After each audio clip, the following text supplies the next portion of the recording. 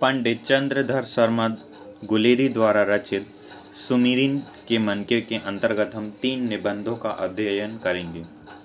तो सर्वप्रथम हम लेखक के बारे में जानकारी प्राप्त कर लेते हैं। तो पंडित चंद्रधर शर्मा गुलेरी का जन्म पुरानी बस्ती जयपुर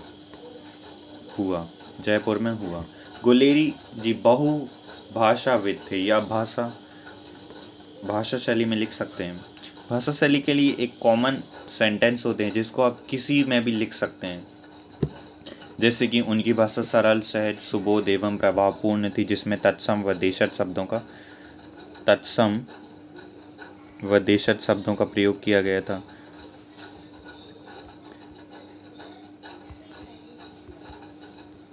साथ ही मुहावरों और लोकोक्तियों का प्रयोग किया गया है। उनकी शैली भावात्मक, विचारात्मक, चित्रात्मक, वर्णनात्मक और संवाद शैली है। उनकी भाषा संस्कृत और खड़ी बोली का समावेश है। ये कुछ कॉमन सेंटेंस होते हैं जिसको आप हर भाषा शैली में लिख सकते हैं। तो चलिए हम देखते हैं उनको कौन कौन सी भाषाओं का ज्ञान था। वो थी संस्कृत, पाली, प्राकृति, आभ्रंश, ब्रज, अवधी, मराठी, गुजराती, राजस्थानी, पंजाबी, बांग्ला के साथ अंग्रेजी, लैटिन, फ्रेंच आदि भाषाओं में भी उनकी अच्छी गति थी। वे संस्कृत के पंडित थे। प्राचीन इतिहास और पुरातत्व उनका प्रिय विषय था। उनकी गहरी रुचि भाषा विज्ञान में थी। गुलेरी जी की सृजनशीलता के चार पड़ाव थे। वे 4 पड़ाव थे: समालोचक, मर्यादा, प्रतिभा, नागरी, प्रचारिणी पत्रिका। इसके बाद गुलेरी जी विद्वान का ही प्रमाण और प्रभाव था कि उन्होंने 1904 से 1922 तक अनेक महत्वपूर्ण संस्थाओं में अध्यापन कार्य किया। इतिहास दिवाकर की उपाधि से सम्मानित हुए। तो उनको कौन सा पुरस्कार दिया गया था? वो था इतिहास दिवाकर। वे हिंदू विश्वविद्यालय के प्राच्य विभाग के प्राचार्य बने रहे। अब इस पे 3 कहानी दी गई हैं, 3 निबंध दिए गए हैं। आपसे एग्जाम में पूछा भी जाता है इस पाठ का विधा क्या है? तो वो है निबंध। इसमें 3 निबंध दिए गए हैं। सुमीरीन के मनके नाम से 3 लघु निबंध हैं। बालक बच गया, घड़ी के पुर्जे, ढेले चुन लो पाठ्यक्रम में दिए गए हैं। बालक बच गया निबंध का मूल प्रतिपाद्य है शिक्षा ग्रहण करने का सही उम्र। लेखक मानता है कि हमें व्यक्ति के मानस के विकास के लिए शिक्षा को प्रस्तुत करना चाहिए। शिक्षा के लिए मनुष्य को नहीं, हमारा लक्ष्य मनुष्य और मनुष्यता को बनाए रखना है।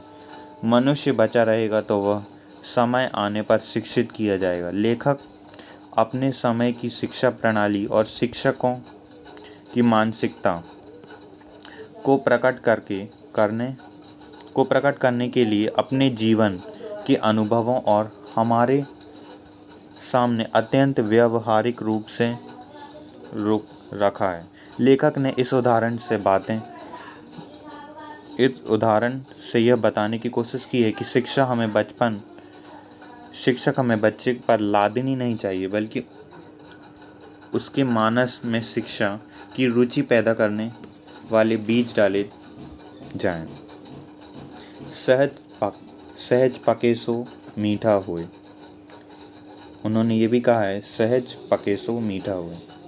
घड़ी के पुर्जे में लेखक ने धर्म के रहस्यों को जानने, धर्म के उपदेशकों द्वारा लगाए गए प्रतिबंधों को घड़ी के दृष्टांत द्वारा बड़े ही रोचक ढंग से प्रस्तुत किए। यदि आप चाहें तो मैं इसके नोट्स, हम समरी को देख के हम आगे का चैप्टर कंटिन्यू करेंगे, क्योंकि ये चैप्टर काफ़ी छोटा है और जो क्वेश्चन आंसर आते हैं उस पर हम थोड़ा फोकस करने की कोशिश करेंगे। ढेले चुन लो में लोक विश्वासों में निहित अंधविश्वास मान्यताओं पर चोट की गई है।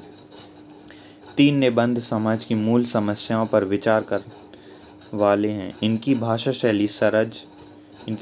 शैली वो है सरल बोलचाल की होते हुए भी गंभीर ढंग से विषय प्रवर्तन करने वाली है।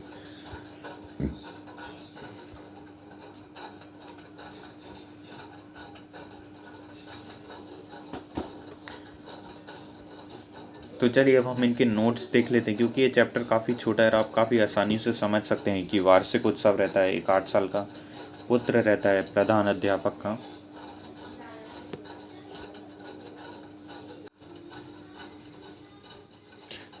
उसका मुंह जो होता है वो पीला था। प्रधान अध्यापक की एकमात्र पुत्र था, जिसकी अवस्था 8 वर्ष की थी, वह 8 वर्ष का था। उसकी मुंह पीला था, आंखें सफ़ेद, दृष्टि भूमि में से उठती ही नहीं थी, वो नीचे ही देखता रहता था ज़्यादातर समय। प्रश्न पूछते जा रहे थे, उसका उत्तर दे रहा था। धर्म के 10 लक्षण वह सुना गया, 9 रसों के उदाहरण दे गया। उसने 9 रसों के उदाहरण दे दिए, 10 लक्षण बता दिए धर्म के। पानी को 4 डिग्री के नीचे शीतलता में फैल जाने के कारण उसमें मछलियों के प्राणक्षा आदि चीज़ों को ये सब बता दिया। चंद्र ग्रहण का वैज्ञानिक समाधान दे गया। उसने इतने सारे उत्तर दे दिए, ये उनका पुत्र। लेकिन जब उससे पूछा गया कि वो क्या चाहता है, क्या मांग, तो उसने उत्तर दिया लड्डू। लोगों को यह अपेक्षा थी कि वह एक पुस्तक मांगेगा, क्योंकि एक पढ़ने वाला बच्चा है, लेकिन वह अपनी इच्छा से लड्डू मांगता है। तो जो पिता और अध्यापक निराश हो गए। इतने समय में मेरा श्वास घुट रहा था। जो लेखक कहता है, इतने समय तक मेरा श्वास घुट रहा था, अब मैंने खुश से सांस भरी। खुशी सुख से सांस भरी थी लेखक ने। उस टाइम उनको खुशी हुई लेखक को कि हाँ, अब ये इसका बचपना अभी भी नहीं गया है, अभी भी है। और जो धर्म, अब हम देखते हैं नेक्स्ट चैप्टर, घड़ी के पुर्जे। इसमें धर्म के पाखंडों के बारे में बताया गया है और अंधविश्वास के बारे में बताया गया है। धर्म के रहस्य के बारे में जानने की इच्छा प्रत्येक मनुष्य में होती है। हम सभी जानते हैं धर्म के बारे में बहुत सारी चीज़ें होगी जिस हमारी जानने की इच्छा होगी। तो इसी प्रकार इसमें भी जो धर्म उपदेशक रहते हैं, हम उन जो उस बारे में नहीं जानते, हम उनको कुछ बोलने नहीं देते धर्म के बारे में। जो मतलब दूसरे धर्म का होता है या कोई और छोटा मोटा होता है, हम उसे धर्म के बारे में कुछ नहीं बोलते। लेकिन धर्म उपदेशकों को तो हमें कुछ बोलना देना चाहिए, उनसे समझना चाहिए। इसके बाद है तीसरा है ढेले चुन लो। ये शेक्सपियर के प्रसिद्ध नाटक मर्चेंट ऑफ वेनिस से लिया गया है। पोर्शिया अपने वर को बड़ी सुंदर रीति से चुनती है। बबुआ हरिश्चंद्र ने दुर्लभ बंधु के परुश्री के सामने 3 पेटियां रखी, एक सोने की, दूसरी चांदी की, तीसरी लोहे की। 3 में से एक उसकी प्रतिमूर्ति है। उसकी प्रतिमूर्ति चुननी थी, तभी उसका विवाह होता। स्वयंवर के लिए जो आता उसे कहा जाता कि इनमें से एक पेटी चुन लो। मतलब जो स्वयंवर किया जा रहा है वो पेटी के आधार पर किया जा रहा है। सोने की थी पहली, दूसरी लोहे की, दूसरी थी चांदी की और तीसरी लोहे की थी। तो उस आधार पर स्वयंवर किया जा रहा था। सच्चा प्रेमी लोहे को छूता है और घुड़सवारी का पहला इनाम पाता है।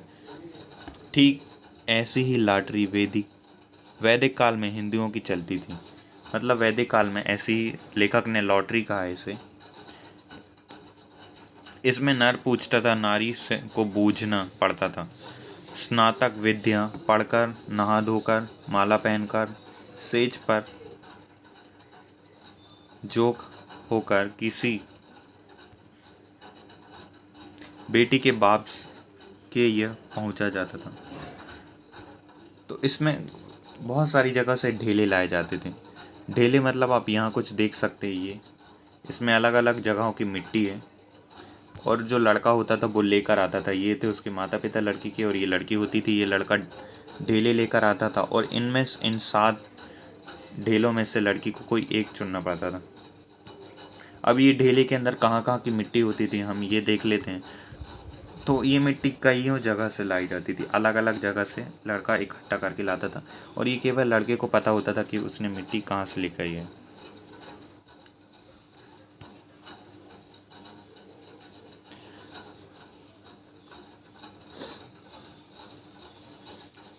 इसमें जो जो मिट्टी होती वो थी कन्या जानती। उसमें होता था वेदी की मिट्टी, गौशाला की मिट्टी होती थी, खेती की मिट्टी होती, चौराहे की मिट्टी होती थी, मसान की धूल धुलाई चीज़ें होती थी। धूल, उसके अलावा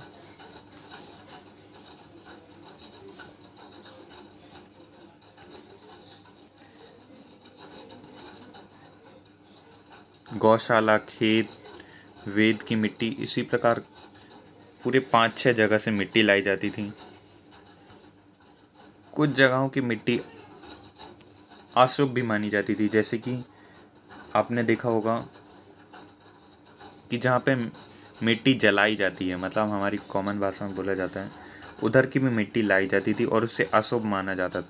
अब इसमें जो कबीर हैं उनने ये कहा है, पत्थर पूंजे हरि मिले, यदि पत्थर पूजने से भगवान मिलते हैं। यहाँ पे वे कह रहे हैं, पत्थर पूंजे हरि मिले तो तू पूंज पहाड़। पहाड़ यानी पहाड़। यदि पत्थर पूजने से हरि भगवान मिलते हैं तो तू पहाड़ पूज, यानी कि मैं तो पहाड़ पूज, इससे तो चक्की भली पीस खाए संसार।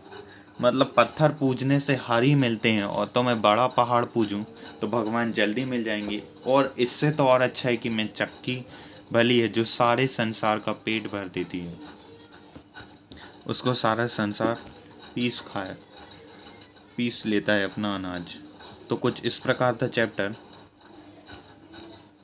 आई होप आप समझे होंगे, समझने की मैंने पूरी समझाने की कोशिश की है।